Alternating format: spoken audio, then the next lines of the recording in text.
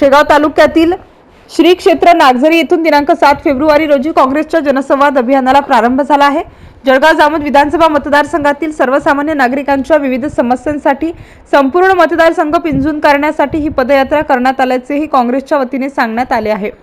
शेगाव तालुक्यातून शुभारंभ झालेल्या या अभियानाला संग्रामपूर नंतर जळगाव जामोद तालुक्यात नागरिकांचा प्रचंड प्रतिसाद मिळत असून सध्या ही पदयात्रा दिनांक 22 फेब्रुवारी रोजी जळगाव जामोद तालुक्यातील पूर्णा नदीकाठ असलेल्या खांडवी, अकोला खुर्द, गाडेगाव, टाकली पारसकर, माहुली, गोडेगाव, सातली आणि इतर गावातील नागरिकांना भेटून संध्याकाळी 6 वाजता भेंडवळ येथे कॉर्नर सभेचे आयोजन करण्यात आले होते। या सभेला ग्रामस्थांचा मोठ्या प्रमाणात सहभाग दिसून आला।